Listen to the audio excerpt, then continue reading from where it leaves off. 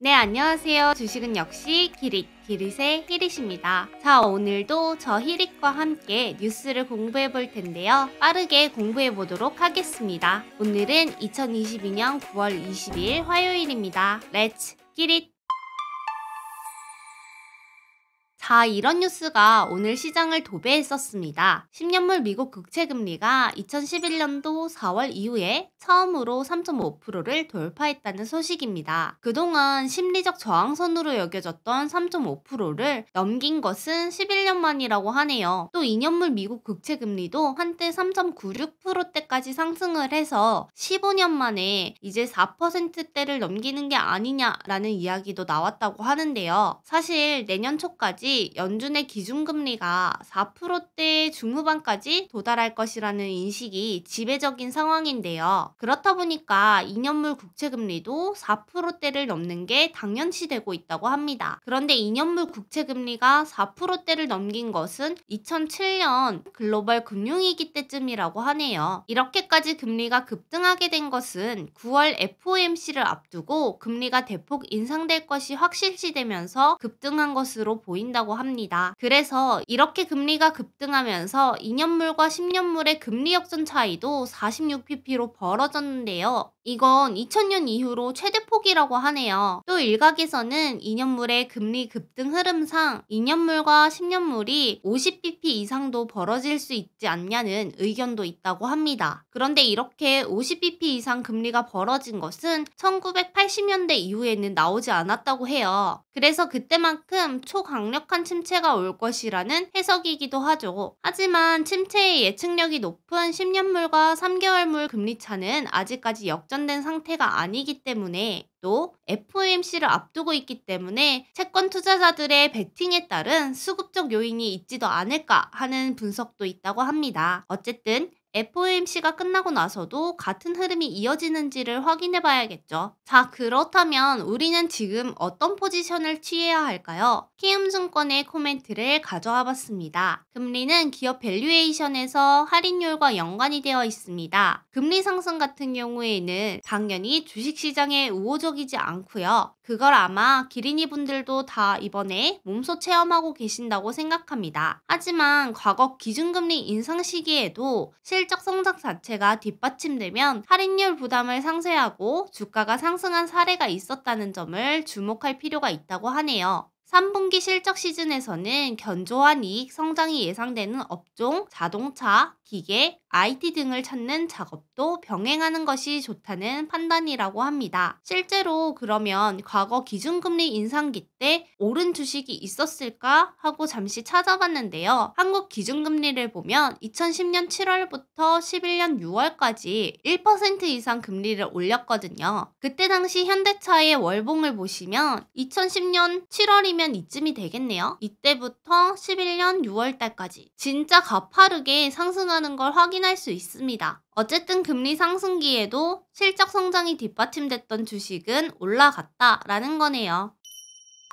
하지만 이렇게 금리가 오르면서 스타트업은 혹한기라고 합니다. 코로나19가 유행하면서 유동성이 풀리면서 투자자들이 몰려들었던 스타트업 업계가 이제는 투자자를 찾기가 힘들어서 자금난에 빠져 있다는 소식입니다. 그렇다 보니 특히 핀테크 업계는 칼바람이 불고 있다는 소식인데요. 심지어 우리가 잘 알고 있는 토스도 시리즈 G 투자가 애초에 기대했던 금액의 절반 수준으로 끝이 났다고 합니다. 업계가 얼어붙은 점을 감안해서 대출도 미리 받았는데 대출도 2금융권 대출을 받은 것도 눈에 띈다고 하네요. 업계 관계자는 이제는 스타트업도 성장 가능성만 강조하기보다 효율적인 경영과 당장 눈에 보이는 성과를 보여줘야 한다고 말하고 있습니다. 다음 소식입니다. 코로나 팬데믹 종료 선언. 어제 조 바이든 대통령이 코로나는 끝났다라고 말했는데요. 그러다 보니 백신을 생산하는 주식이 10% 가까이 급락하는 일이 발생했습니다. 이런 일이 있다 보니까 급하게 백악관은 공중보건 비상사태 해제 계획은 없다라고 밝혔지만 수습은 어려웠다고 해요. 옆에 있는 건 모더나의 주봉인데요. 모더나의 주봉 차트만 봐도 이미 코로나가 끝났다는 게 눈에 보이는 것 같아요. 코로나는 이제 독감 같은 느낌으로 다가오는 건 우리가 다 알고 있는 사실입니다. 코로나가 걸려도 과거 같은 공포가 존재하지는 않죠. 그래도 여러분 항상 코로나 조심하시기 바랍니다. 그나저나 오늘부로 일주일이 지났는데 기침은 언제 멈출까요? 코로나가 끝났다라는 이 말이 나오면 뭐가 오를까요? 당연히 여행주와 항공주는 빵긋빵긋 웃고 있습니다. 바이든의 호재라고 말해야 될까요? 거기에 힘입어서 뉴욕 증시에 있던 항공주는 급등하는 모습을 보여줬습니다. 그리고 또 대형 해상 운송 라인이 이제 항공기로 전환되고 있다는 소식도 있어서 항공주가 또 좋았다고 하네요. 어쨌든 우리나라 기업인 제주항공과 진에어도 오늘 2% 넘게 상승하는 모습을 보여주면서 땡큐 바이든을 외치고 있는 상황입니다. 다음 소식입니다. 독감 예방접종을 시작한다는 소식입니다. 코로나는 끝났지만 올해부터 독감이 또 유행이라는 거 다들 알고 계시죠? 어린이, 임산부, 65세 이상 어르신을 대상으로 예방접종을 시작한다는 이야기입니다. 대상자는 주소지에 관계없이 보건소나 전국에 있는 2만여 개의 지정 의료기관에서 무료로 백신 접종이 가능하다고 합니다. 코로나 백신이랑 동시 접종도 건강상에는 문제가 없다고 합니다. 하루에 맞으려면 양팔에 한 대씩 맞아도 된다고 합니다. 다음 소식입니다. 갑자기 분위기 가을, 가뿐 가. 이렇게 읽으라고 적어놓은 거 맞겠죠? 태풍이 지나가자마자 갑자기 추워진 하루를 느낄 수 있습니다. 분명 어제 일할 때까지만 해도 29도로 왜 땀이 나지? 라는 생각을 했었는데요. 그런데 오늘은 19도로 외투가 필요한 날씨라고 합니다. 그리고 이달 28일 설악산을 시작으로 다음 달 중순쯤에는 전국에서 첫 단풍을 볼 수 있다고 합니다. 놀랍게도 강원도에는 벌써 서리가 내렸다고 하네요. 기린이 여러분 모두 환절기 감기 조심하시기 바랍니다. 날씨는 가을이 되었지만 반도체에는 진짜 겨울이 왔다는 소식입니다. 글로벌 경기 침체가 3분기에 반도체를 직접 타격할 것이라는 전망이 있는데요. 그렇다 보니 삼성전자와 하이닉스, 마이크론의 실적이 크게 하락할 것으로 본다고 합니다. 그리고 이미 3분기 컨센은 3개월 전 대비 20%나 하락했고요. 그 결과 신저가를 쓰고 있는 삼성전자를 발견할 수 있습니다. 하지만 이 와중에 긍정적인 것만 보자면 최근에는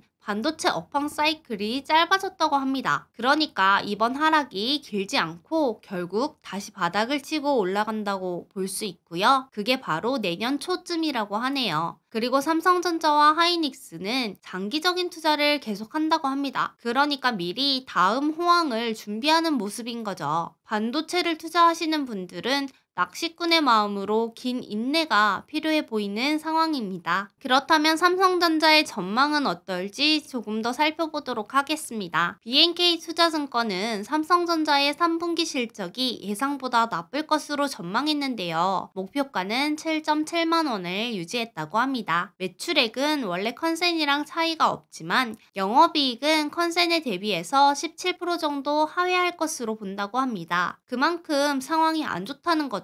그래서 당분간은 반등이 어려워 보이고 결국은 재고가 정점을 기록하는 그때까지는 기약 없는 기다림이라고 합니다. 다음 소식입니다. 중국이 9월 기준금리를 동결했다는 소식인데요. 중국이 사실상 기준금리인 LPR을 동결했다고 합니다. 둔화 우려에 지난달 1년 만기, 5년 만기 LPR을 동시에 인하한 뒤에 한 템포 쉬어가는 모습을 보여줍니다. 다만 여전히 추가 인하 여력이 있어 보인다고 합니다. 중국의 규제 완화에도 부동산 개발 대출과 주택 담보 대출이 저조하기 때문에 경기 부양을 위해서 할 것이라는 진단이네요. 보통 중국이 LPR을 인하하면 한국에는 3개월에서 6개월쯤 뒤에 증시가 오르는 현상이 나타났다고 합니다. 빨리 중국에서 경기 부양 정책이 나오고 내년은 좀 웃으면서 주식 투자를 할 수 있는 한 해가 되었으면 좋겠습니다. 다음 소식입니다. 이제는 새벽 배송이 아니라고 하네요. 그보다 더 빠른 밤 12시 배송이 시작되었다고 합니다. 그 배송을 시작한 곳은 바로 홈플러스고요. 당일 야간 배송 서비스를 선보였다고 합니다. 물론 아직까지는 강남에서만 시작이지만 갈수록 그 범위를 넓혀갈 것이라고 말했습니다. 그래서 지금 보기에는 뭔가 당일 배송 시장이 커져가는구나 싶긴 하지만 이미 경쟁이 포화 상태라고 하는데요. 엔데믹이 시작되면서 계속 늘 것만 같던 이 시장도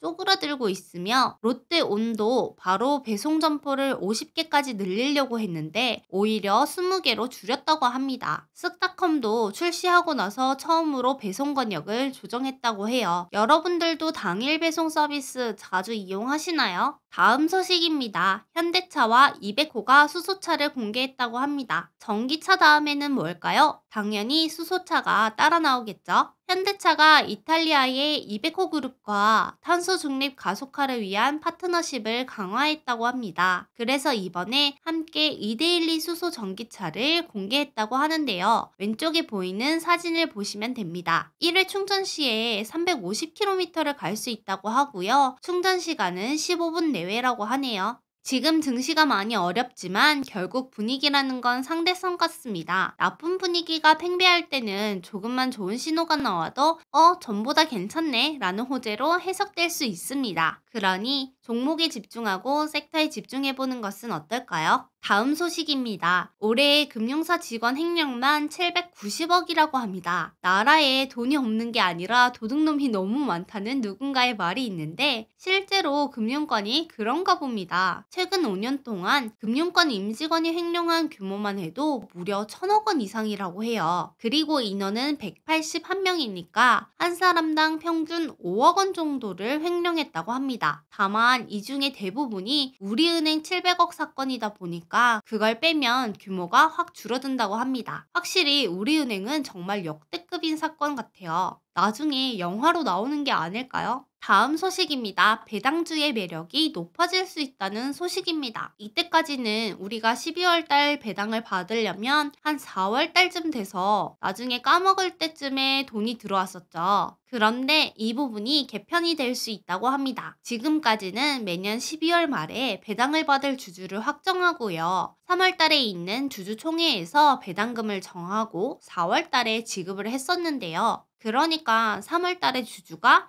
작년 12월 달에 주주한테 배당을 주는 시스템 같은 느낌인데요. 그렇다 보니까 배당금이 크지 않을 확률이 있었다고 합니다. 그런데 미국이나 금융 선진국들을 보면은 매년 1월에서 3월 주총이나 이사회에서 배당금 규모를 먼저 결정을 하고요. 곧바로 배당을 받을 주주를 정해서 1개월 내에 지급한다고 합니다. 그렇다 보니까 우리도 이런 식으로 바꾼다는 건데요. 개편이 되면 배당금을 받는데 1개월 정도로 줄어들고 배당금 규모가 결정된 뒤에 투자를 할 수가 있어서 불확실성도 사라지는 장점이 있다고 합니다. 이 부분이 코리아 디스카운트를 조금이라도 해소시켜 주길 바랍니다. 다음 소식입니다. 신재생 발전 설비 비중이 20%를 달성했다는 소식입니다. 삼성전자의 아리백 가입으로 신재생 에너지에 대한 기대감과 걱정이 생겨나고 있는데요. 그러나 이 와중에 신재생 발전 설비 비중이 갈수록 커져가는 중이라고 합니다. 그러니까 걱정을 조금 덜어도 될 듯합니다. 10년 전에 대비해서 신재생은 4배 성장을 했고요. 그리고 태양광은 19배나 성장을 했으며 원자력 비중은 25%에서 17%로 줄어들었다고 합니다. 다만 발전 설비와 발전량의 차이를 이해해야 하는데 발전 설비는 최대로 돌렸을 때 생산이 가능한 거고 발전량은 실제로 돌려서 나온 것을 말한다고 합니다. 그런데 신재생은 20%의 발전 설비 비중을 차지했지만 실제로 발전량을 보면 그렇게 크지 않다는 게 함정이라고 합니다. 그러니까 최대로 돌렸을 때 생산이 가능한 양은 20%지만 실제 발전량은 그만큼 되지는 않는다는 거네요.